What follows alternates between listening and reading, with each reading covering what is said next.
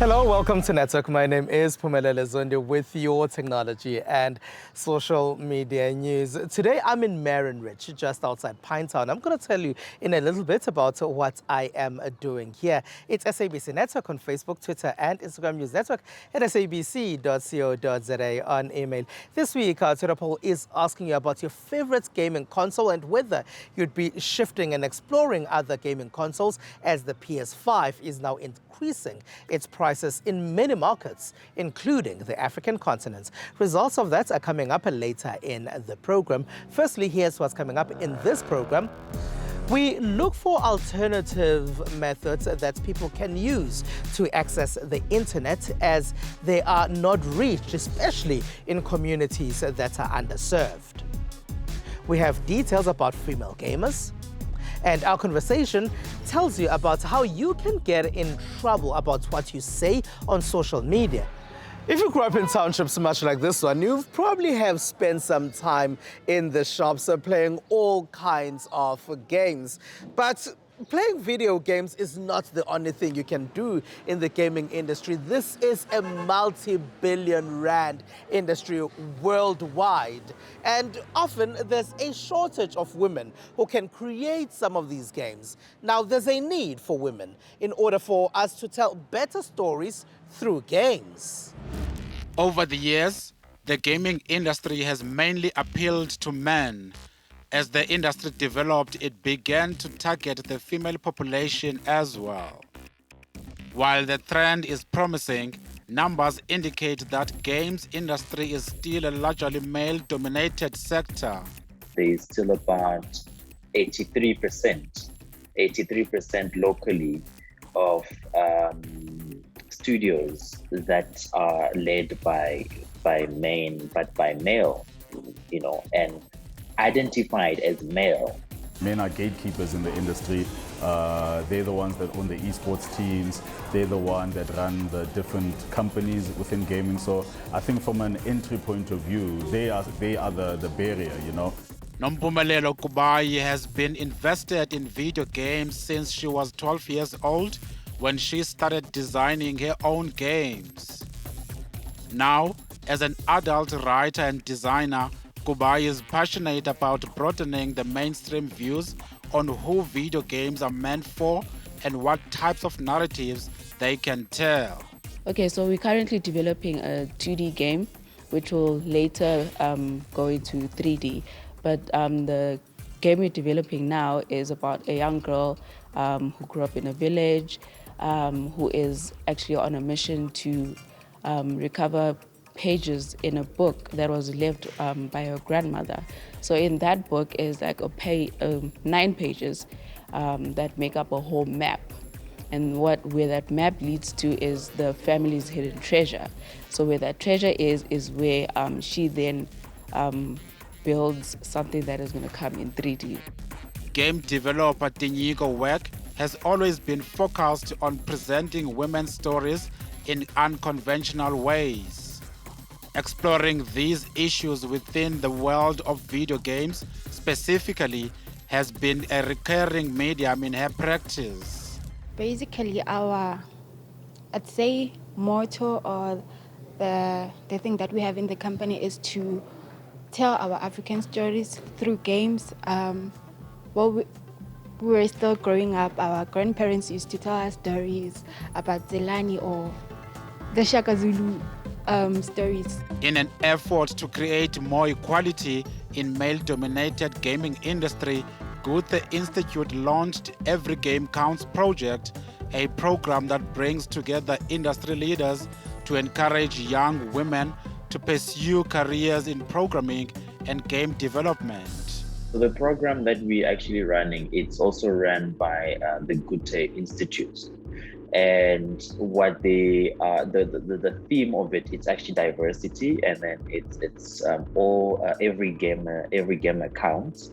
And the core of it is to make sure that we bring in diversity into the industry. And by bringing diversity, we looking at marginalized groups, and that is very much including women within the gaming industry. Those in the industry say in countries like Asia, teams and leagues made up of female gamers are now making an impact on the world stage. Asia will always be your biggest benchmark when it comes to gaming in terms of how big tournaments get there from an esports level. There is also a dark side to the rise of female gamers, as many have been harassed online. Now they're going on the fact that you're a female, why are you playing a game? Shouldn't you be in the kitchen cooking? Shouldn't you be baking and all those kind of things? So it does get a bit difficult, a bit daunting when you are gaming. There is still a long way to go, admit industry insiders, but developing initiatives and communities of practice is often the first step. A lot of townships like Marion Ridge don't have any internet connectivity, and you find that residents here can't really afford a data connection. And fiber hasn't come to places like this because largely it may not be feasible money-wise for a lot of internet providers to do so. That's when you then find some private organizations who try to bring residents of areas like Marion Ridge some internet access so they too can connect. I've come here to find out about some of that. As we drove in, we're shown a park where many people, including children, allegedly go to buy and take drugs. There's a lot of hopelessness in this community. One of the other issues is that very high unemployment, and housing is one of our big issues as well. In this community library, barricades went up about 2 months ago after computers were stolen, we're told. While children who grew up in Marion Ridge and other communities like it have very few examples of successful adults, the belief is that internet access can help many develop dreams of a better future. Living in Marion Ridge, there are many illicit things happening on the streets of Marion Ridge. There are designer drugs, etc., etc. And we've got a teenage kid. And we find out that with the Wi-Fi, he's more grounded at home on his phone. Gugu is a Wi-Fi provider that's come here free of charge. Gugu means treasure. So what we are doing is that we are bringing the infrastructure to the people. We know that we're playing the long game. So we committed long term with the people. We understand the people. We are from the townships. I grew up in the townships. My team grew up in rural communities. We understand the people, what they think, how they think, and what their needs are. The method is to get local leaders like pastors and NGOs to take care of the infrastructure.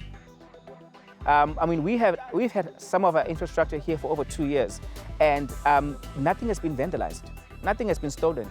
Actually, the people have been protecting the infrastructure. And why that is because they believe it is theirs. When a person believes that it is theirs and they protect the infrastructure, then people will honor it and respect it, and they'll utilize it and they'll enjoy it. Those that benefit from the internet say it's assisted the community in massive ways. What the Wi-Fi has done for us, it's like giving us an opportunity to utilize it.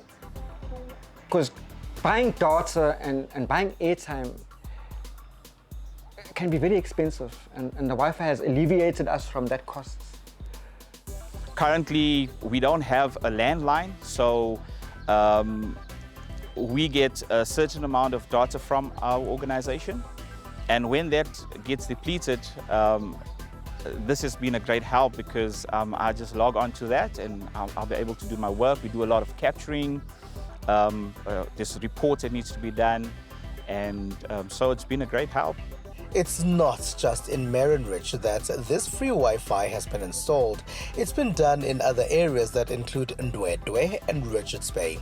This is with the hope that residents of communities that are not serviced by big internet providers because they can't provide enough monetary profit for them will also benefit from all that connected societies benefit from. For a very long time, a lot of technology platforms that we use did not speak our languages. Now, this made it difficult for learning to be done in African languages, and it left a lot of people out of the usage of technology. Tech companies have realized this and they are trying to solve the issue. They've added a few more African languages. This is Hussein Baramal, an Ugandan resident with Indian origins. Baramal has fought a lifelong battle to understand Luganda, Uganda's official language. He struggled to find resources to study the language despite being spoken by millions across the East African country. But as of this year, the aspiring multilingual can now copy-paste learning materials into Google's Translate service and read them directly in Luganda. This comes after translation and language learning giants like Google and Duolingo announced that they have joined non-profit-led efforts to expand language databases available online. After that announcement, I was really excited because being here in East Africa and growing up not having enough resources to learn Luganda myself, it was exciting for me because as I finally now know that there's a translator app available. Yes, we have Luganda dictionaries in bookshops and things like that, but there are very few resources on the internet. So there are some Luganda Luganda handbooks and some material, very little material online to learn Luganda, but there's not a proper translation app or service which we can use. So that's amazing. Google's new feature is part of a push to widen representation and reduce bias in artificial intelligence systems. Having used Google Translate for isiZulu, language lecturer at the Durban University of Technology, Sibusiso Dlamini, says that his experience with the tool was not up to standard. In my opinion, they are, to be honest, they are not doing a very good job. The reason being that I only used it once.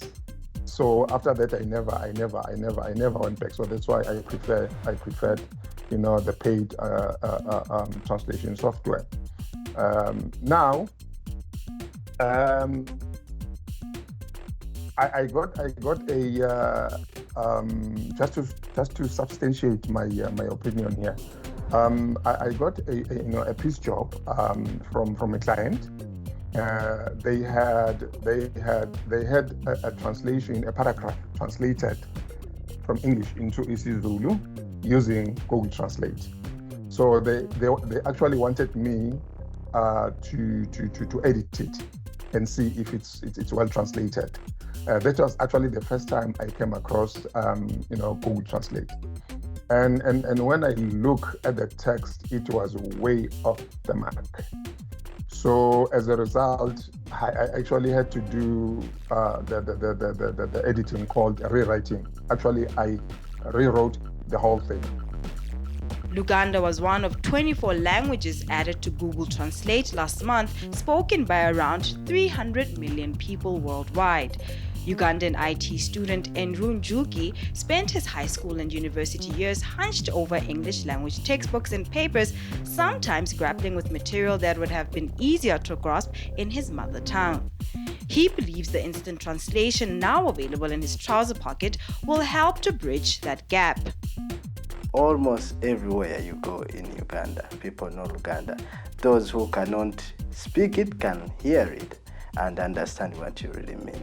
So I think it is a great opportunity for us, and for students like me, I think it's really good, because for anyone to understand something better, you need to first understand it in your mother tongue, and then you can get it better. The new batch includes 10 sub-Saharan African languages, while the rest are mainly used in India and among indigenous groups in South America. The trend is spreading. Duolingo, which currently offers 8 underrepresented languages out of 40, is working to add isiZulu and isiXhosa, spoken by 20 million people mainly in South Africa late this year. It's SABC Network on Facebook, Twitter, and Instagram News Network at sabc.co.za on email. After the break, we chat about how what you say on social media can be used as evidence in court. This as we find out that some of the alleged instigators of the July 2021 unrest were found through their use of social media.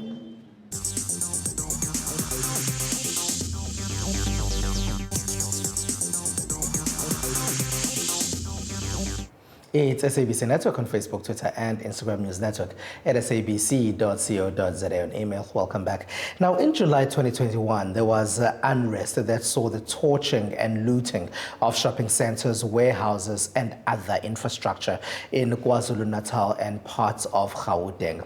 Now, alleged instigators are being arrested, and we are finding out that social media is being used to collect evidence.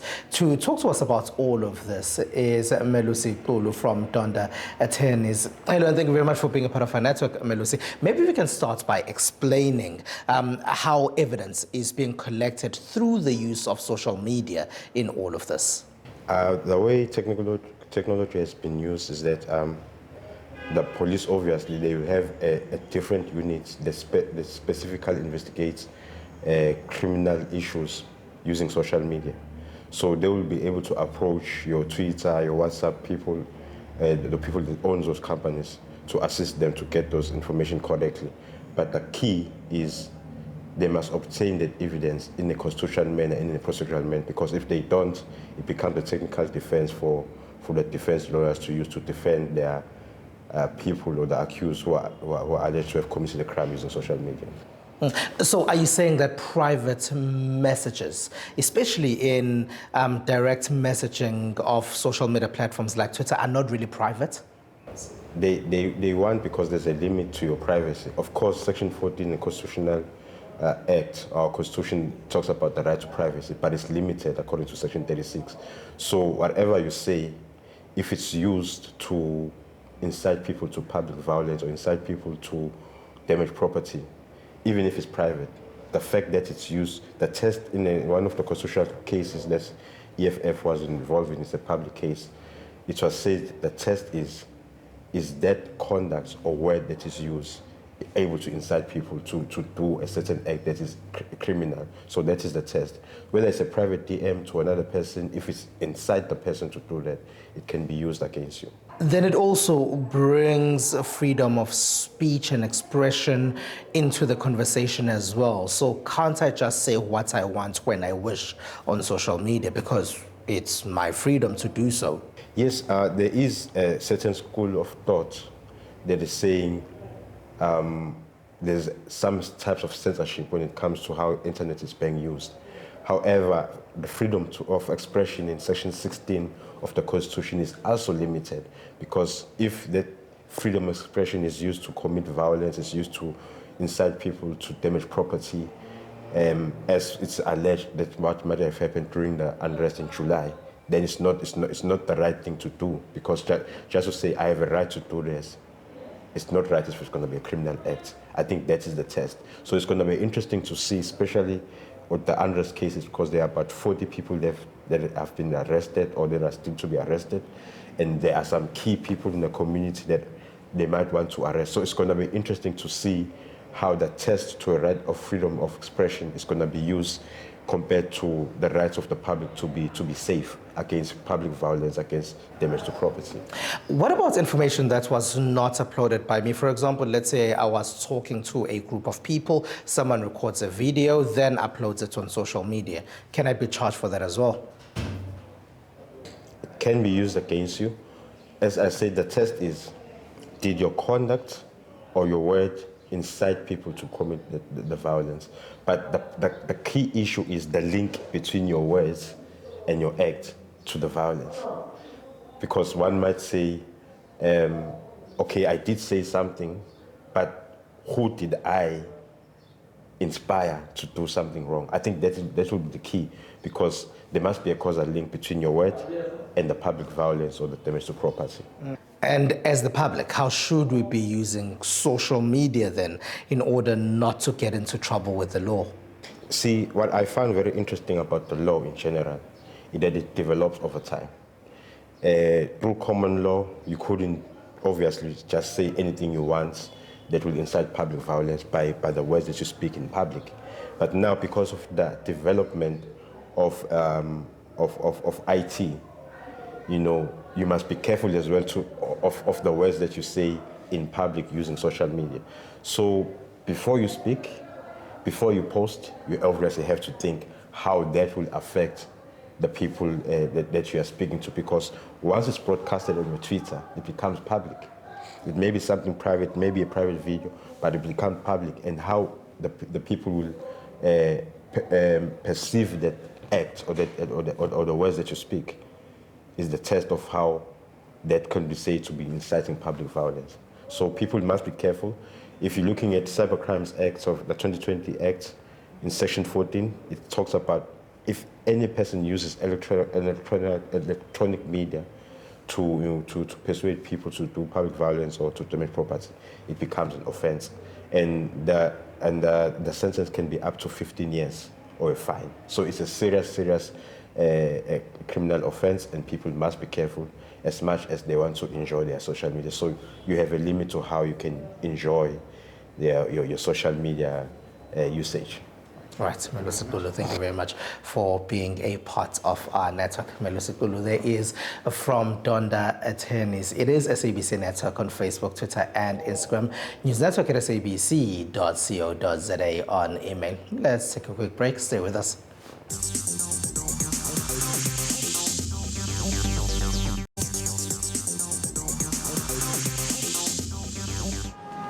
It's SABC Network on Facebook, Twitter, and Instagram. News Network at sabc.co.za on email. Here's what else took place in the rest of the world in the technology space.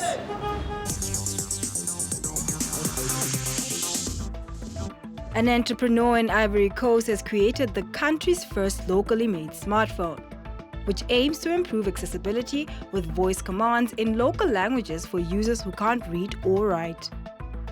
In Africa, the problem we have is that we don't have access to written commands. So writing and reading aren't accessible to everyone. What we've tried to do is help our parents who have difficulty with their smartphones. Tell them to use them to receive and make calls. But why not make their lives easier by giving priority to commands, since speech is 3 times faster than writing?